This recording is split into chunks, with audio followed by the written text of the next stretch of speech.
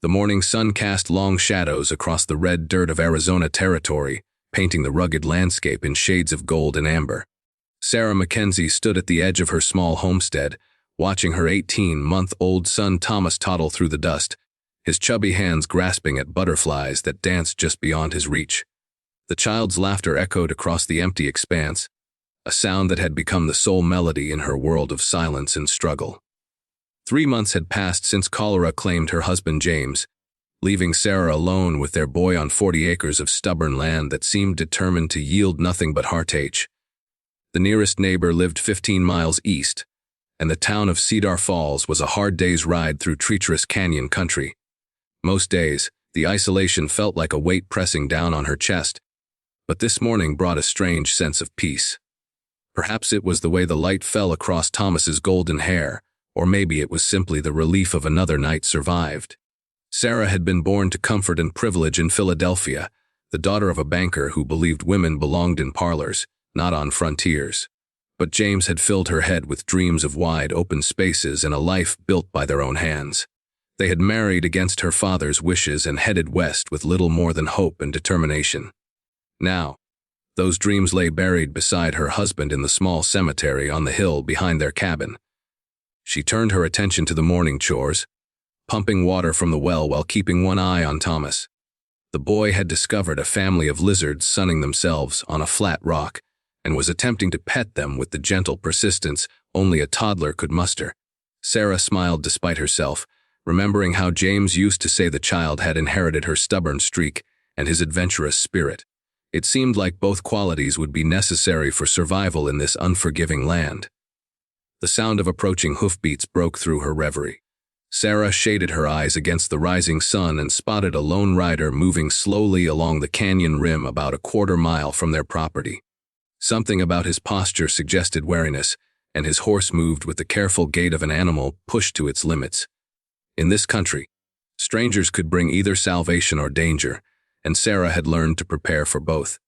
She called Thomas to her side and lifted him into her arms, feeling the reassuring weight of the Colt revolver James had taught her to use hanging heavy in the holster beneath her apron. The rider seemed to notice their homestead and changed direction, guiding his mount down the gentle slope toward their cabin. As he drew closer, Sarah could make out more details. He was a tall man, probably in his 30s, with dark hair that hung past his shoulders and a beard that spoke of weeks on the trail. His clothes were dusty and worn, but his seat in the saddle suggested competence and experience. The stranger reined in his horse about 20 feet from where Sarah stood, raising both hands in a gesture of peaceful intent. His eyes were a startling shade of blue, and despite the wariness etched in the lines around them, they held a kindness that immediately eased some of Sarah's tension. "Morning, ma'am," he said, his voice carrying the soft drawl of someone from the southern territories. "Name's Daniel Kane. I don't mean to intrude, but I was wondering if you might spare some water for my horse. We've been riding hard, and there's not been a stream for the better part of 2 days." Sarah studied his face, searching for deception or threat. What she found instead was exhaustion and something else, something that looked like guilt or regret. His horse, a sturdy bay mare, stood with her head hanging low, flanks heaving with each breath. Whatever had driven this man across the desert, it had cost both rider and mount dearly. "There's a trough by the corral," Sarah said finally, gesturing toward the small enclosure where she kept her milk cow and the aging sorrel mare James had left behind. "Help yourself. The well water's clean and cold." Daniel touched the brim of his hat in thanks and dismounted with the careful movements of someone whose body had endured too much. As he led his horse toward the water, Sarah noticed the way he favored his left leg and the dark stains on his shirt that might have been blood or dirt or both. Thomas watched the stranger with the fascination children reserve for anything new and potentially exciting. "Are you hurt?" Sarah asked, her natural compassion overriding her caution. Living on the frontier had taught her that survival often depended on helping others when help was needed, trusting that the favor would be returned when circumstances required it. Daniel paused in the act of removing his horse's bridle. "Nothing that won't heal, ma'am. Just had a disagreement with some folks back in Tucson. Sometimes a man has to make hard choices, and not everyone understands the reasons behind them." There was a story there, Sarah realized, probably a complicated one involving the kind of moral ambiguities that seemed to follow men like shadows in this harsh country. She had learned not to pry too deeply into the past lives of those who ended up on the frontier. Most people came west to escape something, whether it was poverty, heartbreak, or mistakes that couldn't be undone. While Daniel tended to his horse, Sarah busied herself with hanging laundry on the line she had strung between two posts behind the cabin. Thomas had grown bored with watching the stranger and returned to his exploration of the yard, this time becoming fascinated with a collection of smooth stones Sarah had gathered for him to play with. The normalcy of the moment felt precious and fragile, like something that could shatter at the slightest disturbance. "You've got a fine boy there," Daniel said, having finished watering his horse and now standing at a respectful distance. "Reminds me of my nephew back in Texas. Same color hair, same way of looking at the world, like it's full of wonders waiting to be discovered." "His name is Thomas," Sarah replied, unable to keep the pride from her voice. "He's all I have left since my husband passed." Daniel's expression softened with understanding. "I'm sorry for your loss, ma'am. This country can be mighty hard on families, especially those trying to make it on their own." Before Sarah could respond, a commotion erupted from the direction of the canyon rim. Thomas had wandered farther than usual in his explorations and had apparently discovered something that captured his complete attention. Sarah looked up from her laundry to see her son standing precariously close to the edge of Devil's Canyon, the deep gorge that bordered their property to the west. The canyon was nearly 60 feet deep at that point, with sheer rock walls that dropped to a boulder-strewn floor below. "Thomas, come back here right now," Sarah called, trying to keep the alarm out of her voice. The boy had a tendency to do the opposite of whatever he was told, and she didn't want to startle him into making a dangerous move. But Thomas was completely absorbed in watching something in the canyon below, probably a hawk or eagle riding the thermals that rose from the heated rocks. He took another step closer to the edge, and Sarah's heart began to pound. She started walking toward him, moving slowly and speaking in the calm, soothing tone she used when he was being particularly stubborn.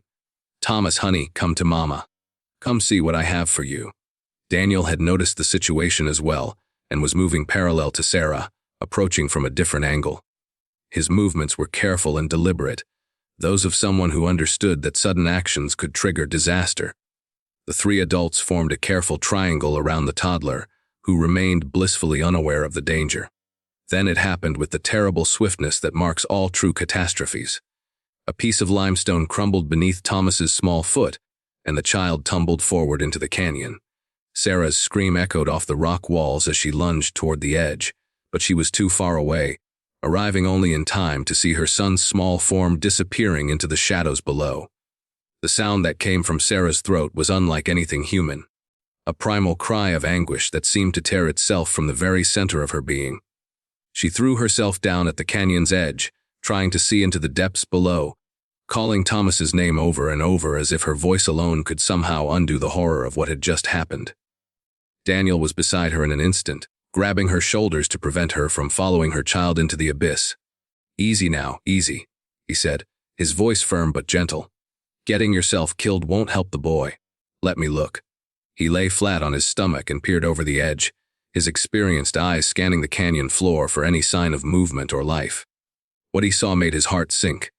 Thomas had fallen into a narrow section of the gorge where the walls formed almost a funnel shape. The child was barely visible, wedged against a small ledge about 40 feet down, his tiny form motionless against the red rock. "Is he alive?" Sarah whispered, her voice barely audible above the wind that moaned through the canyon. Daniel studied the small figure below, looking for any sign of breathing or movement. After what felt like an eternity, he saw Thomas shift slightly and heard the faint sound of crying echoing up from the depths. "He's alive," Daniel said, and Sarah collapsed with relief. "But he's hurt, and he's trapped on a ledge. The walls are too steep and too loose for a safe climb down, and even if we could get to him, getting back up would be nearly impossible." Sarah looked at him with desperate eyes. "There has to be something we can do. I can't just leave him down there. He's just a baby." Daniel was already thinking, his mind racing through possibilities and discarding them just as quickly. The canyon walls were treacherous, composed of layers of sandstone and limestone, had been weathered into an unstable maze of loose rock and hidden crevices. Even an experienced climber would think twice about attempting a descent, and the chances of success were slim at best. "There's an old mining trail about 2 miles south," he said finally. "It switchbacks down into the canyon, but it ends about a quarter mile from where the boy is. The question is whether we can get to him from there, and whether he can hold on long enough for us to try." Sarah was already moving toward the cabin. "I'll get rope and whatever supplies we might need. How long will it take?" "Too long," Daniel admitted, "even if we push hard. It'll be afternoon before we can get down there and work our way back to him. And that's assuming the trail is still passable. It's been years since anyone used it regularly." As if to emphasize the urgency of their situation, Thomas's cries grew weaker and more sporadic. The child was hurt and frightened, and shock was likely setting in. Sarah felt desperation clawing at her chest, a panic so complete that it threatened to overwhelm her ability to think clearly. Daniel placed a steadying hand on her shoulder. "Listen to me. I know this seems impossible, but giving up isn't an option. That boy needs us to be smart and careful, not desperate. We're going to get him out of there, but we have to do it right." Something in his voice, a quiet confidence born of experience with desperate situations, helped Sarah find her center. She had survived her husband's death and months of isolation on the frontier. She could survive this too because she had to. They gathered what supplies they could carry: rope, water, strips of cloth for bandages, and a small bottle of laudanum that Sarah kept for emergencies. Daniel checked his rifle and pistol, knowing that canyon country could hold dangers beyond loose rock and treacherous footing. Sarah strapped on her husband's gun belt and grabbed his hat to shield her face from the desert sun. The ride to the mining trail took them across some of the most unforgiving terrain in the territory. The desert had turned furnace, hot under the midday sun, and both horses struggled with the pace Daniel set. Sarah rode James's old sorrel, pushing the aging mare harder than she ever had before, while Daniel's bay gamely kept up despite her earlier exhaustion. The trail, when they found it, was worse than Daniel had feared. What had once been a carefully engineered path down the canyon wall had been partially washed out by flash floods and undermined by years of freeze-thaw cycles. In several places, they had to dismount and lead their horses around sections where the path had crumbled away entirely. The descent took nearly 2 hours, and by the time they reached the canyon floor, the sun was beginning its slide toward the western horizon. Thomas's cries had stopped entirely, and Sarah fought against the dark thoughts that tried to crowd into her mind. She focused instead on the sound of their horses' hooves on stone and the steady presence of Daniel beside her. The canyon floor was a maze of boulders and debris that had fallen from the walls over countless centuries. Flash floods had carved deep channels through the sand and gravel, creating a landscape that shifted and changed with every significant rain. Daniel consulted the rough map he had drawn in his mind during their descent, trying to calculate the shortest route to the point below where Thomas had fallen. They left the horses tied to a sturdy mesquite bush and continued on foot, carrying their supplies and picking their way carefully across the unstable terrain. The walls of the canyon rose like red monuments on either side, their surfaces painted with the shadows of late afternoon. Somewhere in this stone labyrinth, a small boy waited for rescue. When they finally reached the approximate location, Sarah looked up to see the ledge where Thomas lay. He appeared even smaller from below, a tiny figure pressed against the rock face like a broken doll. Daniel called out, and they were rewarded with a weak cry in response. The child was still alive, still conscious, but clearly weakening. The wall directly below the ledge was impossible to climb, a sheer face of rock with no handholds or footholds.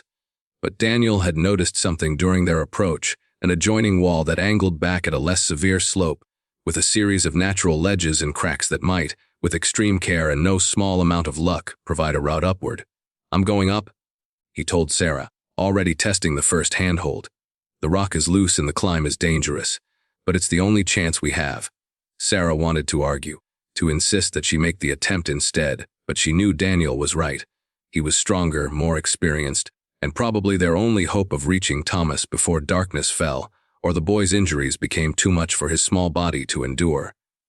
She watched Daniel begin his ascent, moving with the careful precision of someone who understood that a single mistake would mean death for both climber and child. Each handhold had to be tested, each foothold verified before committing his full weight. Loose stones rattled down from above, and twice Sarah held her breath as sections of rock crumbled away beneath Daniel's boots. The climb took nearly an hour, and by the time Daniel reached the level of the ledge where Thomas lay, The sun was painting the canyon walls in shades of red and gold. The final traverse to reach the boy required Daniel to move along a narrow crack in the rock face, his back pressed against stone while his feet found purchase on a ledge barely wider than his boots. When he finally reached Thomas, Daniel's heart nearly broke at what he found. The child was conscious but clearly in shock, his left arm bent at an unnatural angle and blood matting his golden hair where his head had struck the rock. But his eyes still held that spark of curiosity and life that had made him chase butterflies in his mother's yard that morning. "Hey there, little man," Daniel said softly, his voice echoing strangely in the confined space. "Your mama sent me to bring you home." Thomas looked at him with solemn eyes, too hurt and frightened to cry, but still aware enough to recognize that help had arrived. Daniel carefully examined the boy's injuries, determining that the arm was broken and there was a significant head wound, but nothing that appeared immediately life-threatening if they could get him proper medical attention. The challenge now was getting Thomas down safely. Daniel had brought rope, but securing it properly in the loose rock was problematic, and the boy was too young and too hurt to assist in his own rescue. After several minutes of consideration, Daniel made a decision that went against every instinct for self-preservation he had developed over years of dangerous living. He called down to Sarah, his voice carrying clearly in the still air of the canyon.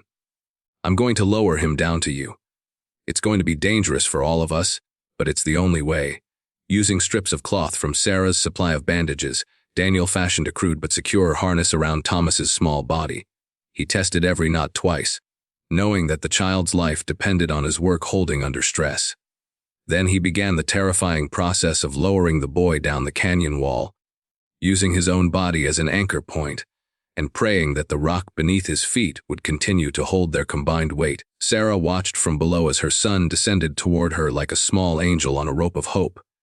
When she finally had Thomas in her arms, the relief was so overwhelming that she nearly collapsed. The boy was hurt but alive, warm and breathing and making the soft whimpering sounds that told her his spirit remained unbroken. Getting Daniel down proved almost as challenging as the original climb. The rope had been damaged during Thomas's descent, and several of the handholds Daniel had used on the way up had crumbled away.